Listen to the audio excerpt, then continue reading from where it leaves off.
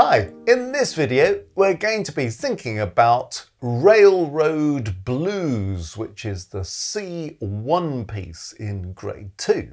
A piece written by David Blackwell that I think many people are going to really enjoy playing. It's such a fun piece.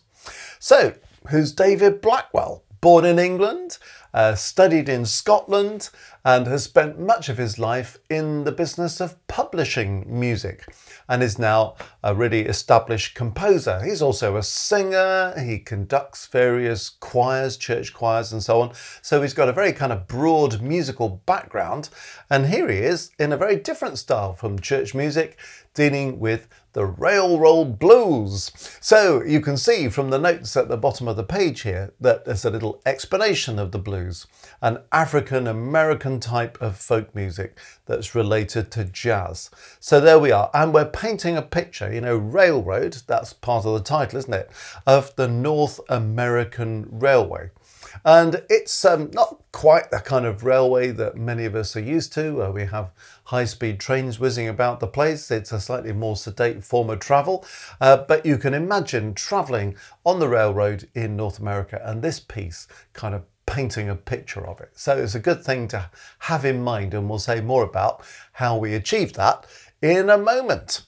But first of all, let's just see kind of what's the overall picture with this piece, because really it has two sections, or you might like to think of it in terms of two verses, like a song with two verses.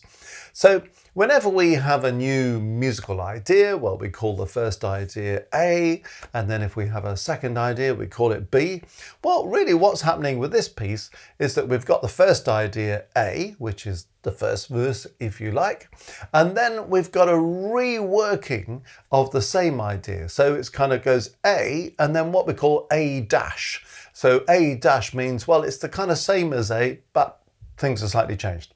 So this starts in bar 14. So the A dash, or the verse 2, is in bar 14. And if you have a look at the music from bar 14, you can see that it's sort of the same as the stuff we have at the beginning, but it's changed in various ways. So at the beginning, you've just got in the right hand this melody, this kind of bluesy melody. When it comes back in bar 14, we've got chords. And then chords again. And the idea of those chords is it's kind of painting a picture of a train whistle, you know, when the driver pulls that chord and the whistle goes off on the North American Railway. Ba, ba, ba, that's the train whistle. So you're kind of painting that every time those chords come back in the A dash section, or the verse 2 section. So that's how the overall structure of this piece works, which means really it's quite a simple structure. Okay, now within that, what's actually going on? One thing we've got in this piece is a lot of kind of short statements, little musical ideas that kind of combine together to kind of make a phrase. But the first bar is a kind of introduction. So the left hand kicks off with these 4 chords, and that's your introduction, obviously. And then the right hand comes in with this melody. So we have this 1 bar idea, and then another 1 bar idea, and then another 1 bar idea, then another 1 bar idea. But you might look at that and think, well, that's kind of a 2 bar phrase followed by a 2 bar phrase, isn't it? So here's the first one. So that's a 2 bar phrase, then there's another 2 bar phrase. And you see how that works. In bar 2, that first bit of that right hand phrase, well, we have the first musical idea, which we could call kind of little a, if you like. So this is little a. Then in the next bar, we've got a slightly different idea. So we could call that little b. Then the next bar, little a comes back. Then in the next bar, little b comes back, but it's slightly changed. If you notice, the notes are slightly reordered. So in bar 3, it was at the end, and in bar 5, it goes. So you see how little b is kind of changed. Okay, what happens after that? So bar 6, well, we've got a little 1 bar idea. that's kind of based on little a from bar 2, but this time we've got a B flat instead of a B natural. And then we get a bar which is kind of little b again, isn't it? Do you see why that is? Because bar 7 is the same as bar 3. So you're getting the idea as to how these ideas are used and repeated. But you put bars 6 and 7 together, you get another 2-bar phrase. But you see how David Blackwell is reworking all these ideas all the time. It's quite useful to kind of realise this. It helps you to learn it. So when you come to bar 8, well, what have we got? Little a has come back again. So that's exactly the same as bar 2, isn't it? And then when we come to bar 9, we've got that version of the B idea, haven't we? So if you have a look at that, you can see that bar 9 in the right hand is exactly the same as bar 5 in the right hand. The left hand changes, but you see what's happening. So again, you've got sort of 2 bars, haven't you, with bars 8 and 9. Then what happens on the last bar of the page? Well, we've got bar 10. So there's another of that little A idea. You see how often this comes round. And then after that, when we get to bar 11, we've got a kind of link that pulls us to the end of this first verse and into the second verse. So I'd say that bars 11, 12, 13 is finishing off that first verse and then pulling us into the second verse. So we get this at the top of the page. And then these chords are kind of telling us that we're at the end of the first verse. And then these are pulling us forwards. And then when you get to bar 14, verse 2. With these train whistles again. And the same format kind of works out there. So you can look at every single bar and think, is that a little A idea or a little B idea? And how do those two things join together into these kind of little 2-bar phrases? And when is that idea slightly changed? When is it exactly the same as we've had before? Lots of repetition of these little ideas. So once you get those in your head, I think it really helps you to learn the piece. And then when you get to the bottom line of the second page from bar 23, well, that's the end of the second verse, really. And then we just go into some closing chords and so on, which we could call the coda. So the coda is this little tail piece that's stuck on the end of a piece just to finish it off. So from bar 23, that's kind of finishing that, and then these chords are taking us to the end. And that's a cool finish to the Railroad Blues. Okay, so hopefully that kind of explains what's going on with the structure of that thing. Okay, let me just talk to the teachers for a little while about chords. Absolutely tune into this if you're interested in chords, or if you're thinking I'm not quite sure about this stuff, that's fine. We'll be back to you very shortly. Now, of course, one thing that's going on here is that we've got a kind of 12-bar blues kind of setup going on here. But you'll notice across the first 4 bars, we've just got chord 1. That's all it is. Okay, we've got things happening. We've got this upper auxiliary in the left hand going through as the D harmony note goes to an E, which is a non-harmony note, but that's often how it goes in a blues. You've got notes in the right hand, like the blues 7th in bar 3. So that flat 7, that F natural. But that's basically meaning that bars 1 to 4 is all, 1 to 5 is all chord 1. And then when we get to bar 6, we're moving to a kind of chord 4, but it's a chord 4 extension chord. So we've got a C, E, G, but then we've got a flat 7, the B flat, and a 9th with the D there. So that's taking us through bars 6 and 7. Then we come to bar 8, we're going back to chord 1. We've got a little touch of diminished 7th at the end of bar 9 on the 3rd beat there, with that G sharp, so a little bit of colour there. And then on the last bar of the page, bar 10, we've got a kind of A minor extension chord. So if we're in G, that's chord 2, isn't it? And then we're going 7, 9, 11. So there's a kind of A minor 11th going on. Just adds a bit to the colour. We get to bar 11, we've got chord 1's second inversion. Because it's in second inversion, it's kind of leading you to have this expectation of resolution. So we just get the chord and then the right hand, and we're kind of waiting for things to resolve. Classic kind of blues finish here.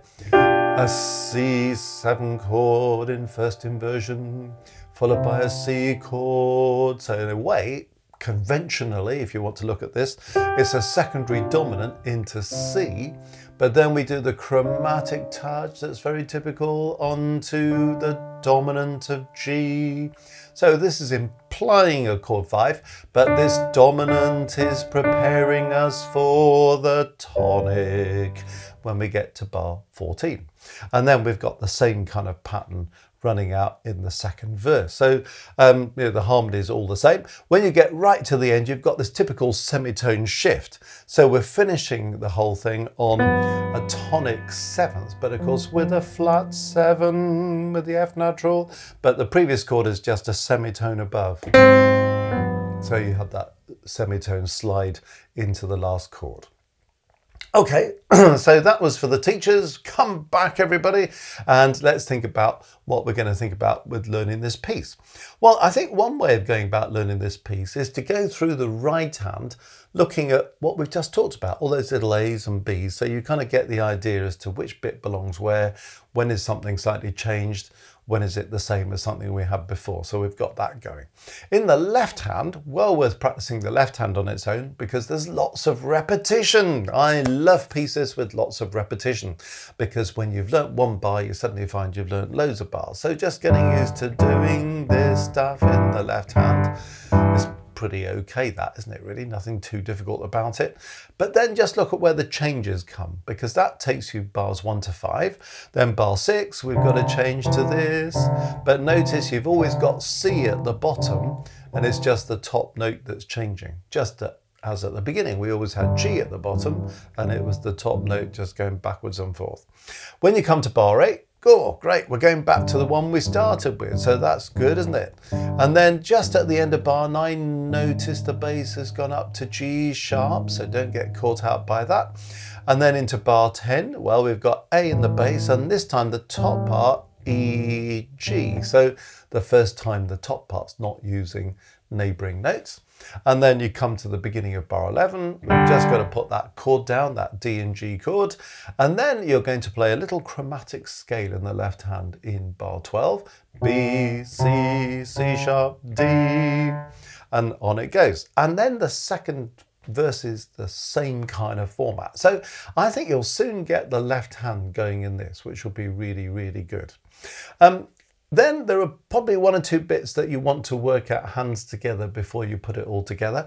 And I'd suggest the main corners are things like bar 12, where we've got to get used to doing these chords.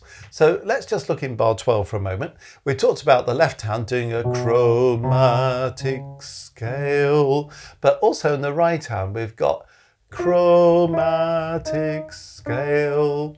And then the lower part isn't quite chromatic, D, C, but from C it goes up chromatically. C, C sharp, D. So it's worth seeing what all those parts do and then seeing if you can get these chords to come together.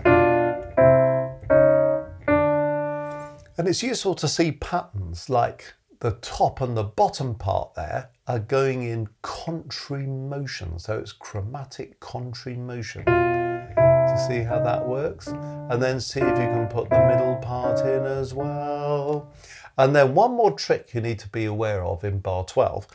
All the way through those chords you've got to hold on to this G at the top, because you put the G down, you hold on to it while you play these chords, and then you let go of the G at that point. And I have a nasty feeling lots of people will play that G and then let go of it. So hold on to the G while you do that and then come off at that point. So there's a little bit of chord work to do there. Now, interestingly, when we come to bar 24, which is the same kind of bar on the second verse, you look at that and you think, oh yeah, it's just the same. Well, almost. First thing to notice in bar 24 is that the right hand plays the G, but it doesn't hold on to G this time. So we let go of G this time. Okay, so we need to be sure we're holding on to it in bar 12. We're not holding on into bar 24. Then we're going to do all this stuff again that we did before. But do you notice this time there's another part that's been added in the left hand? So in the left hand, we've got some upper notes, which are just repeated Gs. See these Gs? G, G, G, G. So if you learn the chords in bar 12, and then you go down to bar 24 and just add those Gs in, you should be absolutely fine. And then there's just the last two chords. And what's happening here, if you can find the first chord, all the notes go down a semitone onto the last chord, so you can just get used to kind of moving that semitone in all the parts. And I think that will help get your chords sorted out. Some right hand chords just to be sure of, like bar 14, we've got this thing we call a G major chord, G, B, D, so just make sure you're happy about that one. Make sure in bar 18 that you're happy that that's not exactly the same chord, it's almost the same, but that one's got a B flat in it. So be happy about playing G, B, D and G, B flat, D, so you've got those two versions of that chord. And then really, you've got all the chords sorted out in the piece, which is great. Now, let's have a look at one very important instruction at the beginning that's easily overlooked. Now, the first word is noisy. I think some people are going to like the idea of being noisy, so there we go, we'll come back to that. Just next door to noisy, can you see there's something that looks very complicated?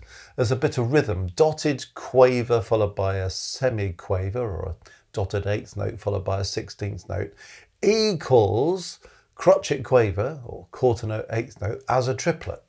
Sorry, what does that mean?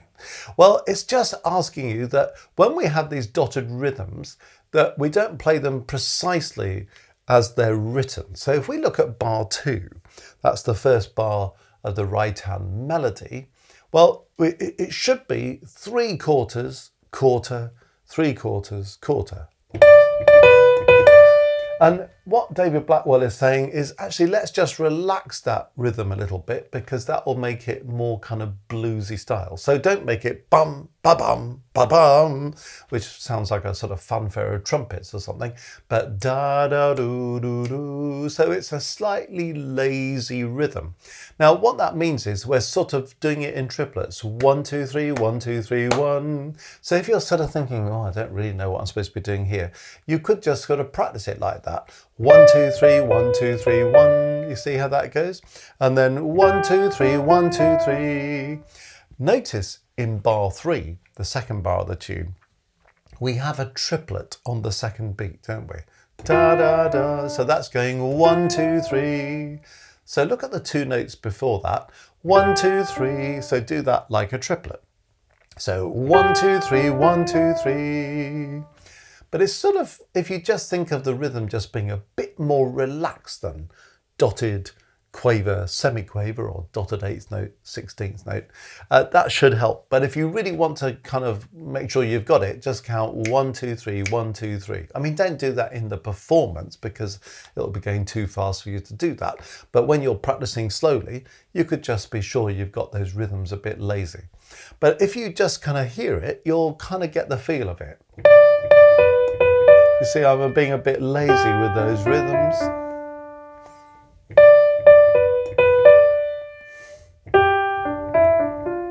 Yeah, so if this was Beethoven or something, you wouldn't play it like that. But because it's blues, it's a bit more chilled, a bit more relaxed. And that will really help you to get the mood. So it's what we call a swing rhythm that's going on there. Okay, so that's a rhythmic thing just to be thinking about, and that'd be really good. Now, one important thing about this piece, really, in order to kind of really get the mood right, is that we want to keep the pulse really steady. You know, there are pieces that you can be a bit flexible with because they're slightly dreamy or expressive pieces where you can slow down a bit here, maybe speed up a bit there. This isn't one of those pieces. This is a keep the pulse going. And can you see the left hand is like a kind of musical metronome?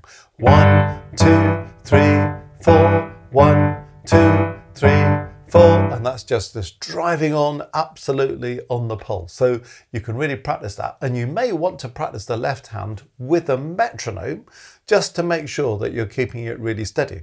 One thing that can happen when you've got repeated things like this is that you soon get the idea and you get confident and you start to speed up and the thing starts to take off and the train is a runaway train. We don't want a runaway train, do we? So keep it nice and steady. Work it with a metronome and then you'll be there with it. Okay, let's look at one or two other things. It's a funny marking at the beginning, isn't it, when it says noisy? Well, what do we mean by that? Because we've got dynamics, haven't we? It doesn't say play as loudly as possible all the way through, but we'll soon see what it means. I mean, we've got MF at the beginning, so the whole first page is kind of MF, then there's a crescendo at the end of the first page, so we start the second page a bit louder, not much, but a bit, and then the end of the top line of the second page, bar 13, well, there's another crescendo there, so these are kind of gentle nudges up. And then the second verse, from bar 14 is forte, so it's loud. And then right at the end, when you do those last two chords, they're fortissimo. And you notice they had those little dagger signs that are accent markings. So we've got to make the most of those. So that's going to be a big finish, all right? So don't make it an apologetic finish. I can see some people probably playing something like this. Letting it all kind of whimper away at the end. So big finish. Right,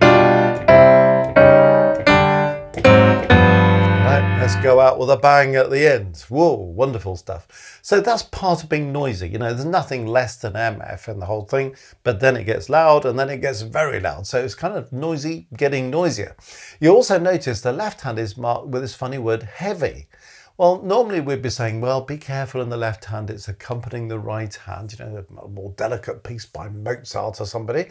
But here in the blues style, you want this kind of really strong left hand. So, pum, pum, pum, pum, you know, making sure that that's kind of fairly bold stuff in the left hand. We still need to hear the right hand tune, but the left hand wants to be really kind of confident. 1, 2, 3, 4.